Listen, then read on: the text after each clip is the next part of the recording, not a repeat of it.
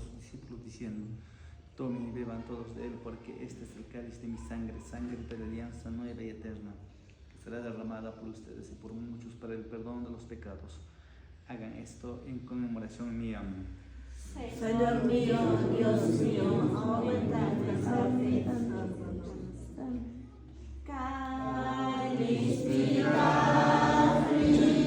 vino pactada, cunata vino picancho, Cristo Jesús pan, causa de alma vino Cristo Jesús pan, causa de alma